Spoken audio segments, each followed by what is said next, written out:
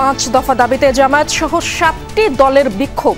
জুলাই সনদের ভিত্তিতে নির্বাচন ও পিআর পদ্ধতির দাবি গণতন্ত্রের জন্য শুভ নয় এমন কর্মসূচি বলছে বিএনপি। পিআর মানতে হবে। 70% লোক সার্ভেতে বলেছে পিআরের পক্ষে। সংস্কার করতে হবে, দৃশ্যমান বিচার দেখাতে হবে, এরপর নির্বাচনে যেতে হবে। এই ধরনের কর্মসূচির অর্থই হচ্ছে যে একটা অহেতুক একটা চাপ সৃষ্টি করা। স্বাধীন ইসি ও স্বতন্ত্র সচিবালয় প্রতিষ্ঠায় আইনের খসড়া অনুমোদন। শাস্তির আওতায় আসবে দায়িত্বে অবহেলাকারীরা। বিশেষ অ্যাপে প্রবাসী ভোটার নিবন্ধন। নির্বাচন পরিচালনায় যারা অবহেলা করবেন তাদের জন্য অ্যাকাউন্টেবিলিটি ইনশিওর করা হয়েছে আইনগুলোর মাধ্যমে। প্রবাসের থেকে আমরা যে ব্যালট পেপারটা পাঠাবো, ক্যান্ডিডেটদের নাম থাকবে না, শুধু থাকবে সিম্বল। দুর্নীতি ও দুর্বৃত্তায়ন দূর করা না গেলে সুষ্ঠু ভোট হবে না। আলোচনা সভায় বক্তারা। রাষ্ট্র ও সাধারণ মানুষের নিরাপত্তা নিশ্চিতের আহ্বান। সরকার পতনের আগেই ডক্টর ইউনূসকে দায়িত্ব নেয়ার প্রস্তাব দেয়া হয়। ট্রাইব্যুনালে নাহিদ ইসলামের সাক্ষ্য। আন্দোলন প্রত্যাহারে চাপ ছিল নানামুখী। দেশের এই ক্রান্তিকলে আপনার সহযোগী ডক্টর মোহাম্মদ ইউনূসের সহযোগিতা প্রয়োজন। যদি আন্দোলন সফল হয়, যদি এই সরকারকে আমরা উৎখাত করতে পারি, তাহলে নতুন সরকারের প্রধান হিসেবে হয়তো আপনাকে দায়িত্ব নিতে হতে পারে।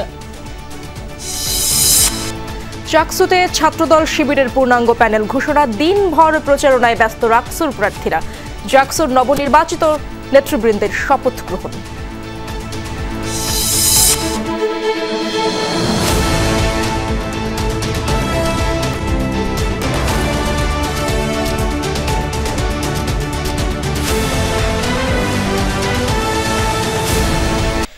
জুলাই সনদের জাতীয় ভিত্তি ও পিআর পদ্ধতিতে আসন্ন জাতীয় নির্বাচন অনুষ্ঠানের দাবিসহ কয়েক দফা দাবিতে বিক্ষোভ সমাবেশ ও মিছিল করেছে জামায়াত ইসলামী সহ কয়েকটি রাজনৈতিক দল। দলগুলোর নেতারা বলছেন, বর্তমান বন্দোবস্তে নির্বাচন হলে ফিরে আসতে পারে ফ্যাসিবাদী শক্তি। একই সাথে গণহত্যার বিচার, জুলাই সনদের আইনি ভিত্তি প্রদান ও পিআর পদ্ধতির জোর দাবি জানিয়েছেন তারা। জুলাই সনদের ভিত্তিতে জাতীয় নির্বাচন অনুষ্ঠান ও পিআর সহ কয়েক দফা দাবিতে রাজপথে 7টি ইসলামিক রাজনৈতিক দল। বৃহস্পতিবার জোহর নামাজের পর বায়তুল মুকাররমের উত্তর গেইটে বিক্ষোভ মিছিল করে ইসলামী আন্দোলন বাংলাদেশ। ঢাকা মহানগর উত্তর ও দক্ষিণ শাখা এ আয়োজন করে। একই জায়গায় বিক্ষোভ করে বাংলাদেশ খেলাফত মজলিস। কাদের কারণে জুলাই সনদের আইনি স্বীকৃতি দেয়া হচ্ছে না সরকারের কাছে, সেই প্রশ্ন তোলে তারা। বিচার দৃশ্যমান করতে হবে, যদি তা না করেন সংস্কার করতে হবে। যদি এইগুলি আপনি না করেন, শুধু নির্বাচন করেন, তাহলে আমি মনে করব আপনিও কোন এক দলের দিকে ঝুঁকে গেছেন, আপনি নিরপেক্ষতা হারিয়ে ফেলবেন। বিকেল 4:30টায় বায়তুল মুকাররমের দক্ষিণ গেইটে বিক্ষোভ মিছিল পূর্ব সমাবেশ করে জামায়াতে ইসলামী। দলের সেক্রেটারি জেনারেল মিয়া গোলাম পরোয়ার বলেন, বিদ্যমান পদ্ধতিতে নির্বাচন হলে আরেকটি ফ্যাসিবাদের জন্ম হবে। পিআর মানতেই হবে উল্লেখ করে গণভোটের মাধ্যমে জুলাই সনদের আইনি ভিত্তি দাবি করেন তিনি। এই বিদ্যমান কাঠামোয় নির্বাচন হলে আরেকটি হাসিনার জন্ম হবে। বাংলার মানুষ আর ফ্যাসিবাদ জন্ম হতে দেবে না। সেই জন্য লেভেল প্লেইং ফিল্ড আপনারা মেনটেন করতে পারছেন না। জুলাই সনদের আইনি ভিত্তি দিন, কনস্টিটিউশন অর্ডার জারি করুন। পিআর ও জুলাই সনদের আইনি ভিত্তির দাবিসহ 6 দফা দাবিতে বিকেল 3টায় জাতীয় প্রেস ক্লাবের সামনে বিক্ষোভ সমাবেশ করে খেলাফত মজলিস ও বাংলাদেশ খেলাফত আন্দোলন। পরে বিক্ষোভ মিছিল করে তারা। একই সময়ে বিজয়নগর পানির ট্যাঙ্কের সামনে বিক্ষোভ মিছিল করে জাতীয় গণতান্ত্রিক পার্টি জাকপা। রাষ্ট্রপতির ঘোষণার মাধ্যমে জুলাই সনদের আইনি ভিত্তি ও লেভেল প্লেইং ফিল্ড নিশ্চিত করে ফেব্রুয়ারির মধ্যেই নির্বাচন দাবি করে দলগুলো। রক্ত যাতে না যায় সেই জন্য হলো এই আন্দোলন আমাদের। শেখ হাসিনার দোসর যারা আছে প্রশাসনের ভিতরে, এদেরকে যেন তদন্ত করে বাইর করে দেওয়া হয়। নির্বাচনের আমাদের সন্দেহ আছে, আমরা চাই লেভেল প্লেইং ফিল্ড করে আপনারা নির্বাচন ব্যবস্থা করুন। এদিন বিকেল 4টায় 5 দফা দাবিতে বিক্ষোভ সমাবেশ করে বাংলাদেশ নেজামি ইসলাম পার্টি।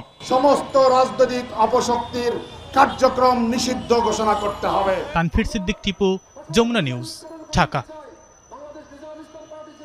আলোচনার মাঝে আন্দোলনের কর্মসূচিকে অহেতুক চাপ সৃষ্টি বলে মনে করে বিএনপি। সিঙ্গাপুর থেকে দেশে ফিরে দলটির মহাসচিব মির্জা ফখরুল ইসলাম আলমগীর জানালেন, জামায়াত সহ 7 দলের আন্দোলন গণতন্ত্রের জন্য শুভ নয়। এছাড়া শিগগিরই তারেক রহমান দেশে ফিরছেন বলেও জানান তিনি।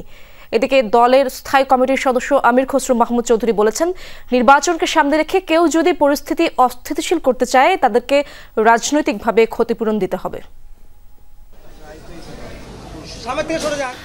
সিঙ্গাপুরে স্ত্রী রাহাতারা বেগমের চিকিৎসা শেষে দেশে ফিরেছেন বিএনপি মহাসচিব মির্জা ফখরুল ইসলাম আলমগীর। বৃহস্পতিবার সন্ধ্যা 6:30টায় একটি ফ্লাইটে হজরত শাহজালাল আন্তর্জাতিক বিমানবন্দরে অবতরণ করেন তিনি। চিকিৎসা শেষে স্ত্রী রাহাতারা বেগম অনেকটাই সুস্থ জানিয়ে বিএনপি মহাসচিব কথা বলেন দেশের সাম্প্রতিক পরিস্থিতি নিয়ে। বলেন, আলোচনার মাধ্যমেই সমাধান সম্ভব। আলোচনা চলছিল, আলোচনা চলা অবস্থায় এই ধরনের কর্মসূচির অর্থই হচ্ছে যে একটা অহেতুক একটা চাপ সৃষ্টি করা, যেটা আমি মনে করি যে গণতন্ত্রের জন্য শুভ নয় এবং সঠিক সিদ্ধান্ত নেওয়ার ব্যাপারেও শুভ নয়। আমরা আলোচনার মাধ্যমেই সমস্ত কিছু সমাধান করতে চাচ্ছি। আমার বিশ্বাস এটা আলোচনার মাধ্যমে শেষ হবে। আমরা পিআরের পক্ষে নই, কারণ আমরা মনে করি যে বাংলাদেশের পিআরের কোনো প্রয়োজনীয়তা নাই। দ্রুতই তারেক রহমান দেশে ফিরছেন বলেও জানালেন বিএনপি মহাসচিব। এর আগে দুপুরে অসুস্থ গণ অধিকার পরিষদের সভাপতি নুরুল হক নূরের শারীরিক অবস্থার খোঁজ নিতে তার বাসায় যান বিএনপি স্থায়ী কমিটির সদস্য আমির খসরু মাহমুদ চৌধুরী। পিআর সহ কিছু দাবিতে কয়েকটি রাজনৈতিক দলের চলমান আন্দোলন নিয়ে কথা বলেন তিনি। নির্বাচনের সাথে কোন পার্টির কি দাবি দেওয়া এটা কোনো সম্পর্ক নাই। তাদের দাবি দেওয়া থাকতেই পারে, সেই দাবি দেওয়া নিয়ে তারা জনগণের কাছে যেতে হবে, জনগণের ম্যান্ডেট নিয়ে সংসদে আসবে, পাশ করতে পারবে। কেউ যদি অস্থিতিশীল করতে চায় তাদেরকে রাজনৈতিকভাবে এটার জন্য ক্ষতিপূরণ দিতে হবে। বিকেলে গুলশানে আমির খসরু মাহমুদের নেতৃত্বে বিএনপির প্রতিনিধি দলের সাথে সাক্ষাৎ করেন ঢাকাস্থ সিঙ্গাপুরের অনাবাসিক হাই কমিশনার ডেরেক ল। আরেফিন শাকিল, যমুনা নিউজ, ঢাকা। আসন্ন জাতীয় নির্বাচন সামনে রেখে জনগণের আস্থা অর্জনে কাজ করে যাচ্ছে বিএনপি। বাংলাদেশ সময় সকালে নিজের ভেরিফাইড ফেসবুক পেজে দেয়া এক পোস্টে এমনটাই জানিয়েছেন দলের ভারপ্রাপ্ত চেয়ারম্যান তারেক রহমান। বলেন, দেশের প্রতিটি ভোটারের আস্থা অর্জন করাই বিএনপির প্রধান দায়িত্ব। ফেসবুক পোস্টে তারেক রহমান বলেন, তৃণমূল থেকে কেন্দ্র পর্যন্ত সাংগঠনিক কাঠামো মজবুত করা হচ্ছে। দুর্নীতি, অসদাচরণের দায়ে 7,000-এর বেশি সদস্যের বিরুদ্ধে ব্যবস্থা নেওয়া হয়েছে। জানান, শৃঙ্খলা দুর্বলতা নয়, সেটিই বিএনপির শক্তি। দলের সদস্যদের দায়বদ্ধ করার মাধ্যমেই বিএনপি সততার প্রমাণ দিয়েছে।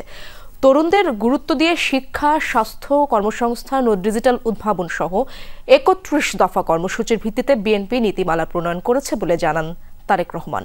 একই সঙ্গে নারী ও তরুণ নেতৃত্বকে সামনে আনার প্রতিশ্রুতিও দেন তিনি। দলের নেতাকর্মীদের ঐক্যবদ্ধ থাকার আহ্বান জানিয়ে ভারপ্রাপ্ত চেয়ারম্যান বলেন, বাংলাদেশে একটি জবাবদিহিমূলক ও স্থিতিশীল রাষ্ট্র ব্যবস্থা গড়ে তুলতে বিএনপি দৃঢ় প্রতিজ্ঞ। আরও স্বাধীন হচ্ছে নির্বাচন কমিশন। একই সাথে নির্বাচনী দায়িত্বে নিয়োজিত কোনো কর্মকর্তা কর্মচারীর অবহেলা প্রমাণিত হলে পেতে হবে শাস্তি। সেই লক্ষ্যে ইসির স্বতন্ত্র সচিবালয় প্রতিষ্ঠায় খসড়া প্রস্তাব অনুমোদন করেছে উপদেষ্টা পরিষদ। একই সাথে নির্বাচন কর্মকর্তা বিশেষ বিধান সংশোধন অধ্যাদেশের খসড়ার অনুমোদন দেওয়া হয়েছে। এদিকে প্রেস উইং জানিয়েছে, প্রধান উপদেষ্টার আমন্ত্রণেই জাতিসংঘের 80তম সাধারণ অধিবেশনে যাচ্ছেন রাজনৈতিক দলের সদস্যরা।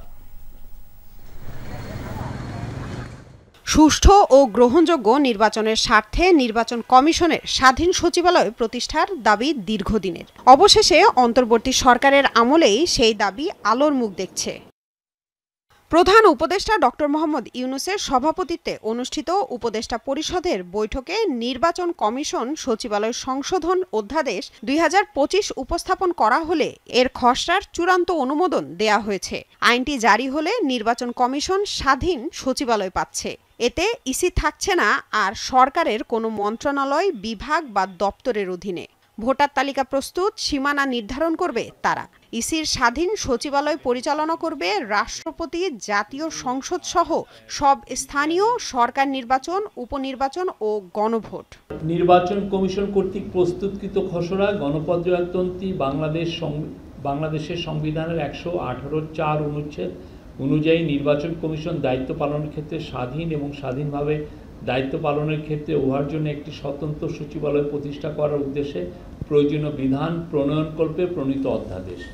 উপদেষ্টা পরিষদ নির্বাচন কর্মকর্তা বিশেষ বিধান সংশোধন অধ্যাদেশের খসড়ারও চূড়ান্ত অনুমোদন দিয়েছে। এতে কোনো নির্বাচন কর্মকর্তা রিটার্নিং অফিসারের আদেশ বা নির্দেশ ইচ্ছাকৃতভাবে না মানলে শাস্তির আওতায় আসবেন। চাকরি থেকে বরখাস্তও হবেন 2 মাসের জন্য। নির্বাচন কর্মকর্তা ও নির্বাচন নিয়োগকারী কর্তৃপক্ষের সংজ্ঞা প্রতিস্থাপনের প্রস্তাব করা হয়েছে। নির্বাচন কর্মকর্তার শৃঙ্খলামূলক শাস্তি সংক্রান্ত ধারা স্থাপনের প্রস্তাব করা হয়েছে। নির্বাচন পরিচালনায় যারা অবহেলা করবেন তাদের জন্য অ্যাকাউন্টেবিলিটি ইনশিওর করা হয়েছে আইনগুলোর মাধ্যমে।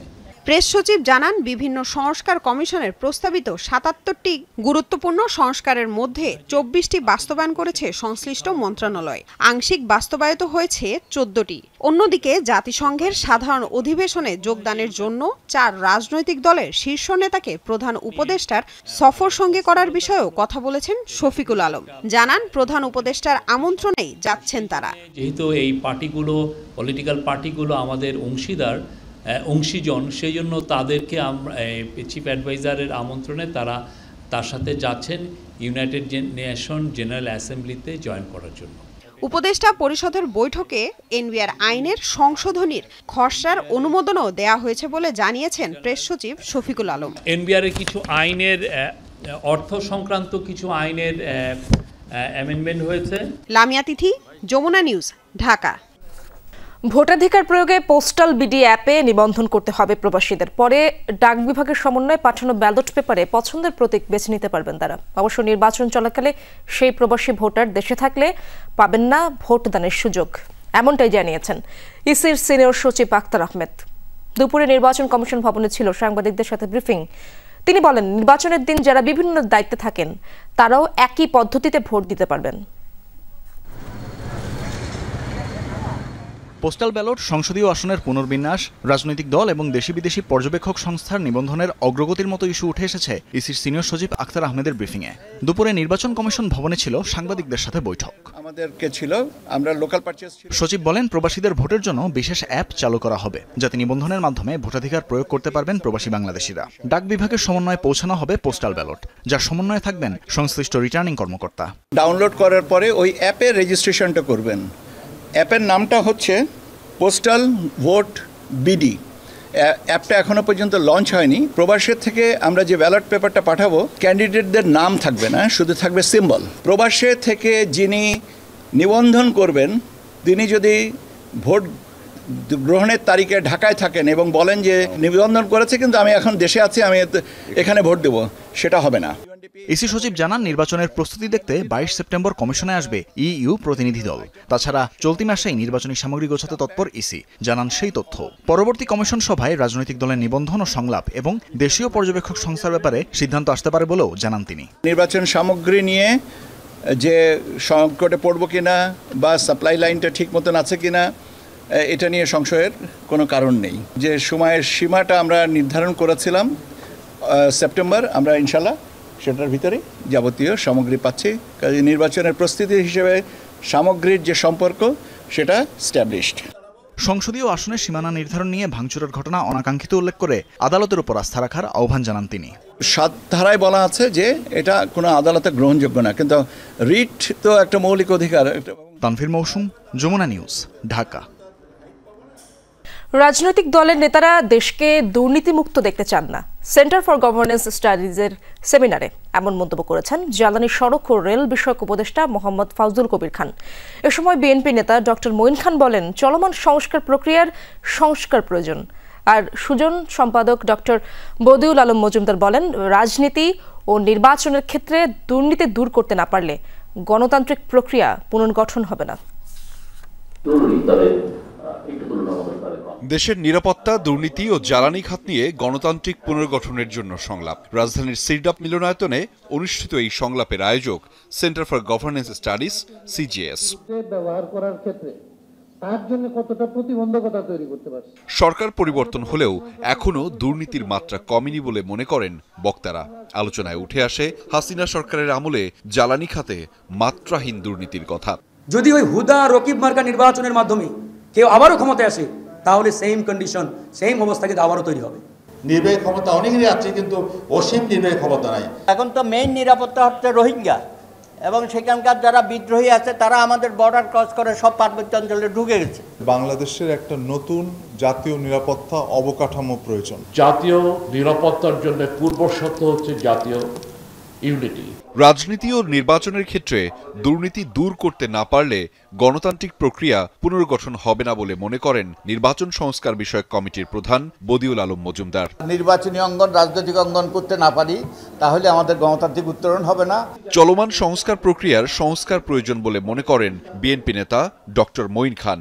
বলেন, রাষ্ট্রের আগে সাধারণ মানুষের নিরাপত্তা নিশ্চিত করতে হবে। প্রথাগত ধারণা ও বদ্ধ চিন্তা নিয়ে রাজনীতি করলে 5 আগস্টের মতো পরিণতি আবারও ঘটতে পারে। ডাইভার্সিটিকে যদি আমরা স্থান না দিই আমাদের সমাজ ব্যবস্থায় এবং রাজনৈতিক ব্যবস্থায়, তাহলে কিন্তু আমি বিশ্বাস করি না যে গণতান্ত্রিক প্রক্রিয়া কাজ করবে।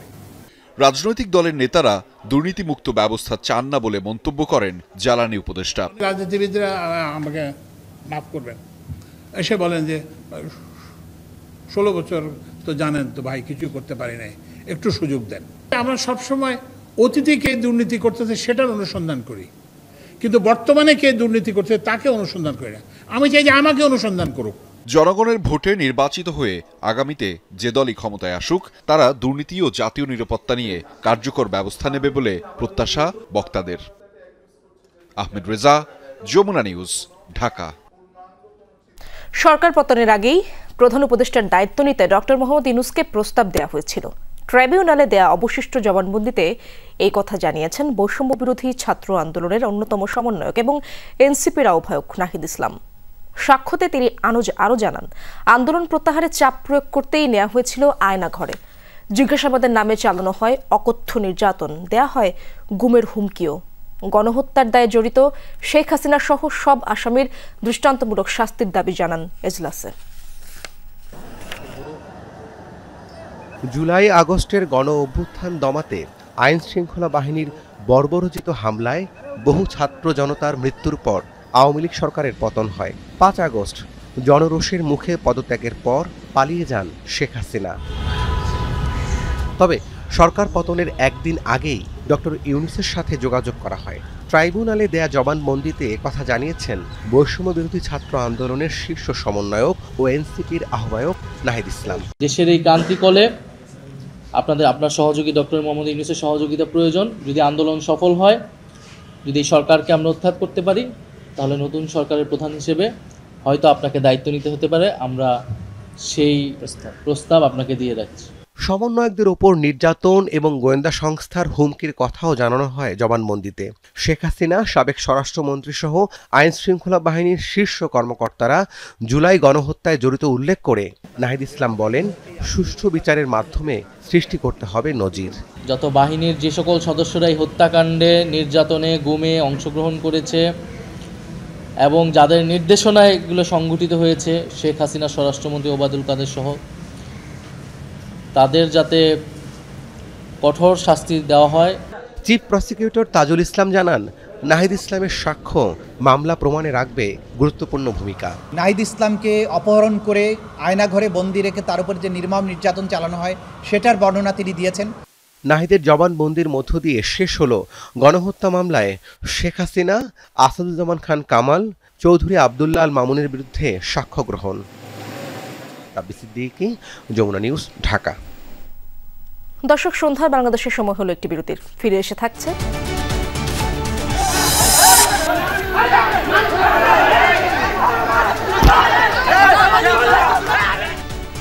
নরসিংদীতে বিএনপির 2 গ্রুপের সংঘর্ষে নিহত 1। সংবাদ প্রচারের জের ধরে যমুনা টেলিভিশনের সাংবাদিকের উপর সন্ত্রাসী স্টাইলে হামলা।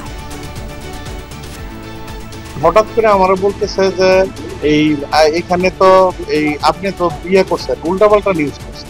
30-40 জন কিশোর ছেলে পেলে আইসা আমার উপর হামলা চালিয়েছে।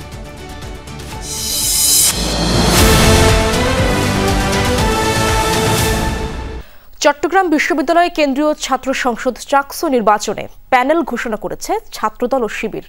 এর বাইরে প্যানেল হয়েছে আরও 3টি। এরপর থেকে ক্যাম্পাসে প্রতিদ্বন্দ্বিতার আবহ, চলছে ভোটের সমীকরণ। আজ শেষ দিনে উৎসবমুখর পরিবেশে মনোনয়নপত্র জমা দেন প্রার্থীরা। রাজনীতির মনোনয়নপত্র জমাদানের শেষ দিনে তৈরি হয় চাকসু নির্বাচনে প্রতিদ্বন্দ্বিতার আবহ। দুপুরে প্যানেল ঘোষণা করে ছাত্রদল। ভিপি পদে সাজ্জাদ হোসেন হৃদয়, জিএস শাফায়েত হোসেন এবং এজিএস পদে প্রার্থী আইয়ুবুর রহমান তৌফিক। আপাতত পূর্ণাঙ্গ প্যানেল ঘোষণা করলেও কৌশলগত জোট করার সম্ভাবনার কথা জানায় সংগঠনটি। বাংলাদেশ জাতীয়তাবাদী ছাত্রদল শিক্ষার্থীদের অধিকারের প্রশ্নে আমরা প্রতিশ্রুতিবদ্ধ। চট্টগ্রাম বিশ্ববিদ্যালয়ের শিক্ষার্থীরা আমাদের মনোনীত প্রার্থীদের নির্বাচিত করলে শিক্ষার্থীদের পক্ষে কাজ করবে বলে আমরা নিশ্চয়তা প্রকাশ করছি। আমি কৃতজ্ঞতা প্রকাশ করছি আমাদের এই বাংলাদেশ জাতীয়তাবাদী ছাত্রদল চট্টগ্রাম বিশ্ববিদ্যালয়ের প্রার্থীত্বের বন্ধনে আবদ্ধ সকল ভাই বোনের প্রতি। এখানে অনেক যোগ্য প্রার্থী থাকা সত্ত্বেও তারা তাদের মতামতের ভিত্তিতে আমাকে মনোনীত করেছেন এবং তাদের প্রতি আমি কৃতজ্ঞতা জানাই। ঘণ্টা দুয়েক পর বিকেলে সম্প্রীতির শিক্ষার্থী জোট নামে প্যানেল ঘোষণা করে ছাত্র শিবির। ভিপি পদে ইব্রাহিম হোসেন রানী, জিএস পদে সাইদ বিন হাবিব এবং এজিএস পদে প্রার্থী সাজ্জাদ হোসাইন মুন্না। ইনক্লুসিভ করার জন্য আমরা সর্বোচ্চ চেষ্টা করেছি। বিশেষ করে আমরা এখানে একটা ভালো সংখ্যক নারী প্রার্থী রেখেছি, একই সাথে ভিন্ন ধর্মাবলম্বী আমরা এখানে প্রার্থী রেখেছি। তো এই ঘোষণার মধ্য দিয়ে আমি আজকে একটি সংগঠনের কেবল প্রতিনিধি নয়, বরং যদি আমাকে শিক্ষার্থী আমার ভাই বোনের আমার পাশে দাঁড়ায়, তাহলে এই ক্যাম্পাসের ২৭,০০০ শিক্ষার্থী ভাই বোনের প্রতিনিধি হিসেবে আমাকে কাজ করতে হবে। এছাড়া ইসলামী ছাত্র আন্দোলন বাংলাদেশ, গণতান্ত্রিক ছাত্র জোট সমর্থিত বৈচিত্র্যের ঐক্য এবং স্বতন্ত্র একটি প্যানেল নিজেদের প্রার্থী ঘোষণা করে। শেষ দিনে মনোনয়নপত্র জমা দিতে সকাল থেকে চাকসু ভবনে নির্বাচন কার্যালয়ে দেখা গেছে প্রার্থীদের ভিড়।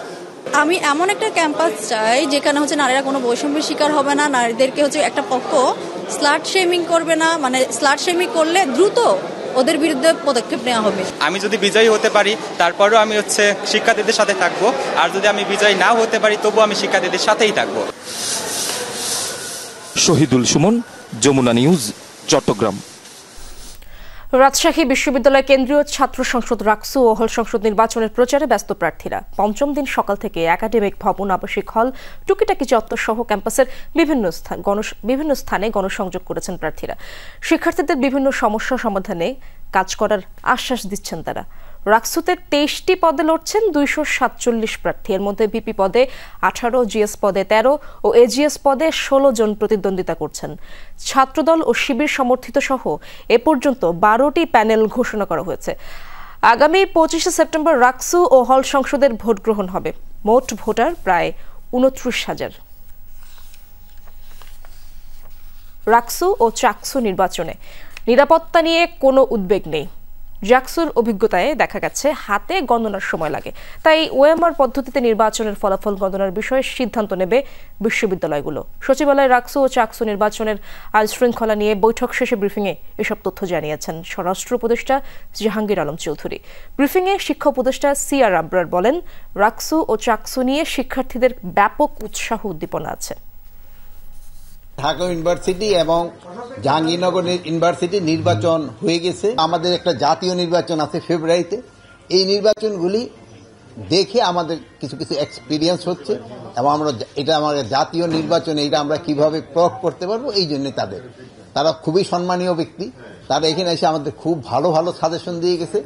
ওই সাজেশনগুলি আমরা ভবিষ্যতে কাজে লাগাবো। জাহাঙ্গীরনগর বিশ্ববিদ্যালয় কেন্দ্রীয় ছাত্র সংসদ জাকসুর নবনির্বাচিতদের শপথ গ্রহণ হয়েছে আজ বিকেলে বিশ্ববিদ্যালয়ের সিনেট ভবনে। উপাচার্য অধ্যাপক কামরুল আহসান নবনির্বাচিতদের শপথ বাক্য পাঠ করান। এ সময় ভিপি, জিএস, এজিএস সহ ২৫টি পদের মধ্যে ২৪ জন শপথ অনুষ্ঠানে অংশগ্রহণ করেন। একজন ক্রীড়া সম্পাদক পদে নির্বাচিত ফুটবলার মাহমুদুল হাসান কিরণ দেশের বাইরে অবস্থান করে শপথ অনুষ্ঠানে অংশ নিতে পারেননি। নির্বাচন কমিশনের সদস্য সচিব একেএম রাশেদুল আলম জানান, দেশের যে কোনো নির্বাচনের চেয়ে সবচেয়ে সুষ্ঠু নির্বাচন হয়েছে জাকসুতে। আমরা আন্দোলন করেছিলাম ৩৩ বছর যে অধিকার থেকে আমাদের জাহাঙ্গীরনগর বিশ্ববিদ্যালয়ের শিক্ষার্থীরা বঞ্চিত ছিল, ৩৩ বছর যে অধিকার থেকে আমাদেরকে বঞ্চিত করে রাখা হয়েছিল, সেই অধিকারকে বাস্তবে রূপদান দেওয়ার জন্য আমাদের সর্বোচ্চ আন্তরিকতা দিয়ে শিক্ষার্থীদের অধিকার আদায়ের ক্ষেত্রে তাদের পাশে দাঁড়াবো। আমরা এই বিশ্ববিদ্যালয়ের প্রশাসনকে সর্বোচ্চ সহযোগিতা করব যেন শিক্ষার্থীরা তাদের অধিকার ফিরে পায়। নরসিংদীতে বিএনপির দুই গ্রুপের সংঘর্ষে নিহত হয়েছেন একজন, আহত হয়েছেন 5 জন। ভোরে সদরে আলোকবালির চরে এই ঘটনা ঘটে। আহতদের মধ্যে গুলিবিদ্ধ 2 জনকে ঢাকা মেডিকেলে ভর্তি করা হয়েছে। এদিকে এই সংবাদ প্রচারের জের ধরে যমুনা টিভির সাংবাদিকের ওপর হামলা হয়েছে। তাকে বেধড়ক মারধর করে বহিষ্কৃত বিএনপি নেতা আব্দুল কাইয়ুমের অনুসারীরা। আহত সাংবাদিক আইয়ুব খান সরকারকে সদর হাসপাতালে ভর্তি করা হয়। দিনের আলো ফোটার আগেই উত্তপ্ত হয়ে ওঠে নরসিংদী সদরের চলাঞ্চল আলোকবালি। সংঘর্ষে জড়ায় স্থানীয় বিএনপির দুপক্ষের নেতাকর্মীরা। স্থানীয়রা জানায়, নদী থেকে বালু উত্তোলন ও আধিপত্য বিস্তার নিয়ে ইউনিয়ন বিএনপির আহ্বায়ক শাহ আলম চৌধুরী ও বহিষ্কৃত সদস্য সচিব আব্দুল কাইয়ুম মিয়া গ্রুপের মধ্যে বেশ কিছুদিন ধরেই চলছে বিরোধ। এলাকায় নিয়ন্ত্রণ প্রতিষ্ঠা করতে দুপক্ষই ভিড়িয়েছে আওয়ামী লীগ নেতাকর্মীদের। বৃহস্পতিবার ভোরে সংঘর্ষ বাধে দুপক্ষের মধ্যে। গুলিতে নিহত হন 7 নম্বর ওয়ার্ড জামাতের আমির আলামিনের বাবা ইদন মিয়া। নিহত ইদন মিয়াকে বিএনপি কর্মী হিসেবেই দাবি করেছেন পরিবারের সদস্যরা। গুলিবিদ্ধ 2 জনকে উন্নত চিকিৎসার জন্য নেওয়া হয়েছে ঢাকায়। এসে একজনের লাশ পেলাম, আর ডাক্তারদের সাথে কথা বলে 3 জনের একজন প্রাথমিক চিকিৎসা নিয়েছে, আর 2 জনকে মনে ঢাকা রেফার করছে।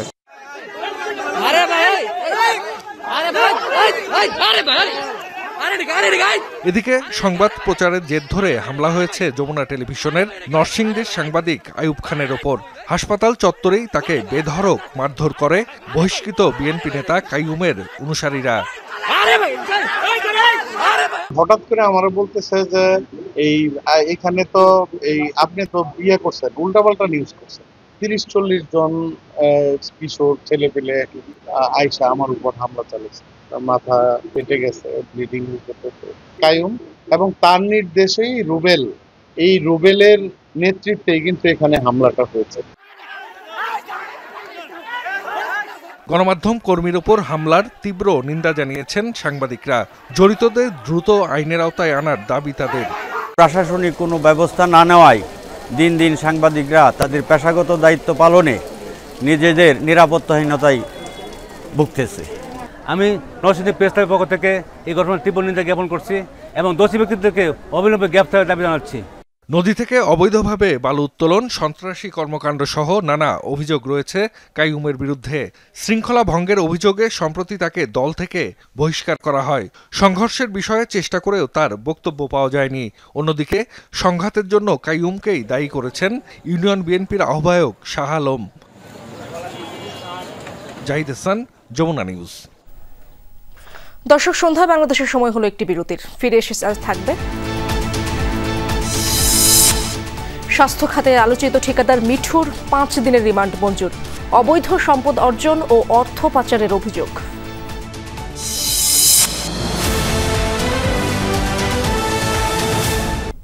স্বাস্থ্য খাত থেকে সিন্ডিকেট করে অর্থ আত্মসাৎ এবং পাচারে জড়িত থাকার অভিযোগে আলোচিত ঠিকাদার মোতাজ্জেরুল ইসলাম মিঠুর 5 দিনের রিমান্ড মঞ্জুর করেছেন আদালত। দুপুরে শুনানি শেষে ঢাকার মেট্রোপলিটন সিনিয়র স্পেশাল জজ মোহাম্মদ সাব্বির ফয়েজ তার এই রিমান্ড মঞ্জুর করেন। এদিন কারাগার থেকে মিঠুকে আদালতে হাজির করা হয়। দুদক তাকে জিজ্ঞাসাবাদের জন্য 10 দিনের আবেদন করে। উভয় পক্ষের শুনানি শেষে আদালত তার জামিন নামঞ্জুর করে 5 দিনের রিমান্ড মঞ্জুর করেন।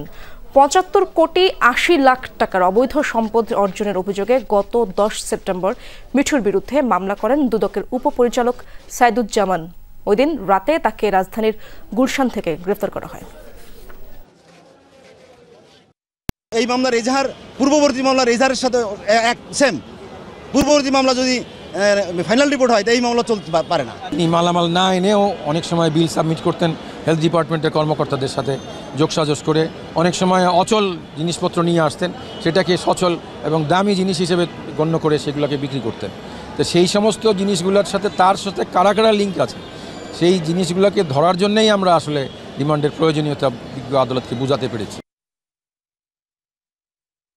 এবার মাইকে ঘোষণা দিয়ে কুমিল্লার হোমনায় 4টি মাজারে হামলা ভাঙচুরের পর আগুন ধরিয়ে দিয়েছে একদল মানুষ।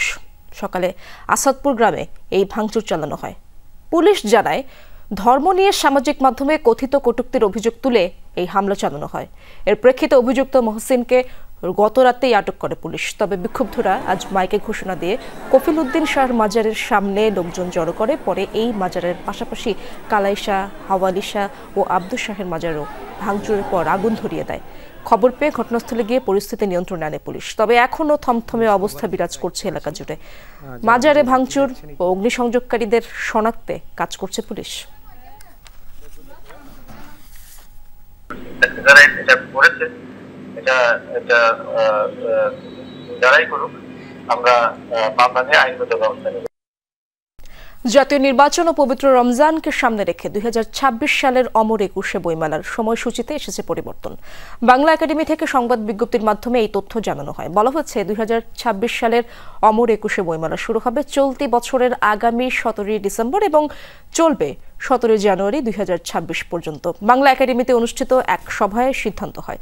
সংস্কৃতি মন্ত্রণালয়ের সচিব মোহাম্মদ মফিদুর রহমানের সভাপতিত্বে অনুষ্ঠিত এই সভায় একাডেমির পরিচালক এবং প্রকাশক সমিতির প্রতিনিধিরা উপস্থিত ছিলেন।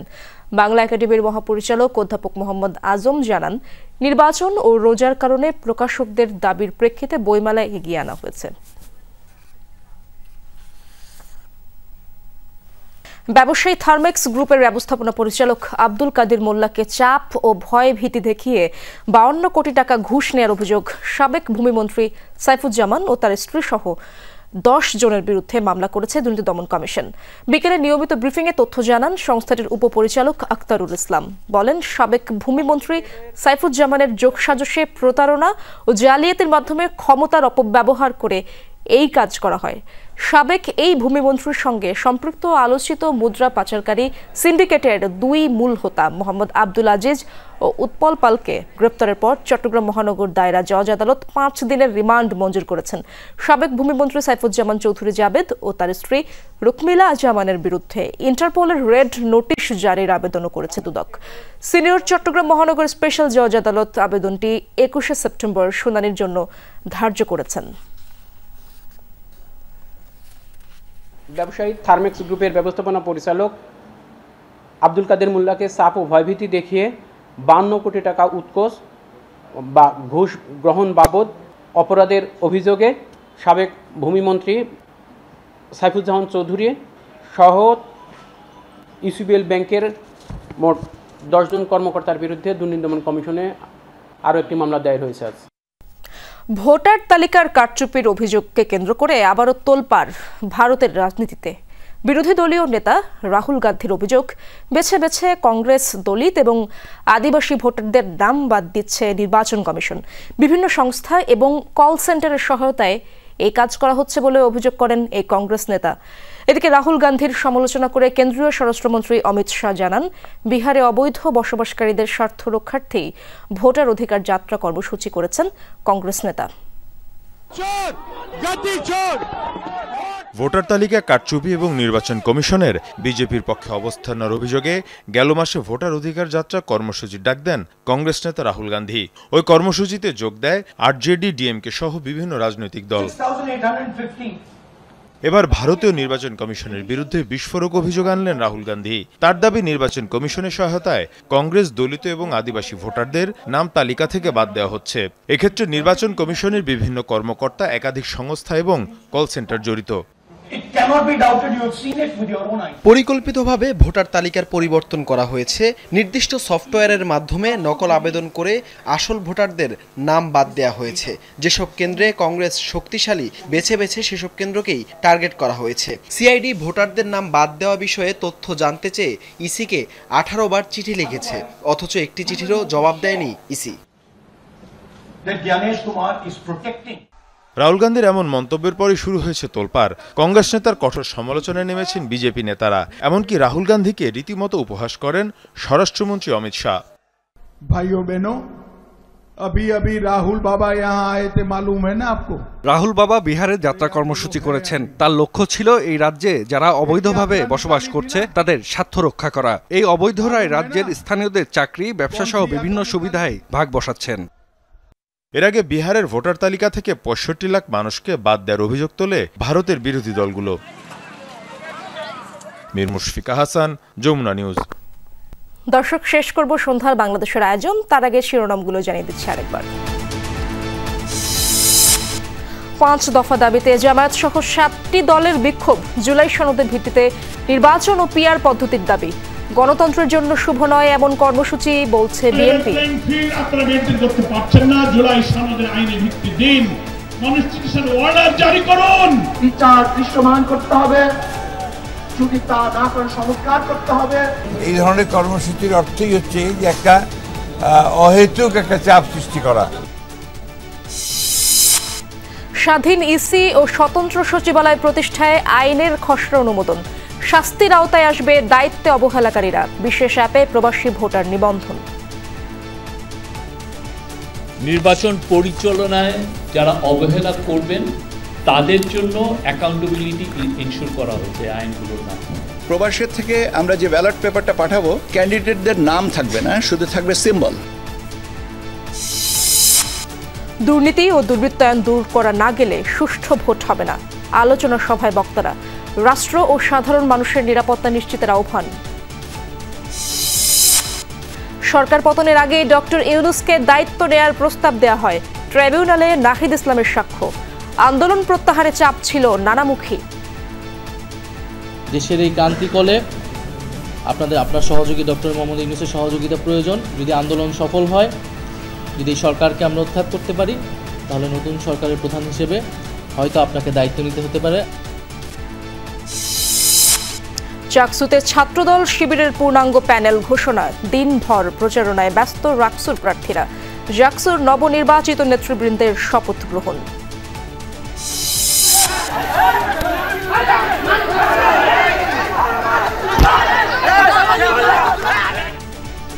নরসিংদীতে বিএনপির 2 গ্রুপের সংঘর্ষে নিহত 1। সংবাদ প্রচারের জের ধরে যমুনা টেলিভিশনের সাংবাদিকদের উপর সন্ত্রাসী স্টাইলে হামলা।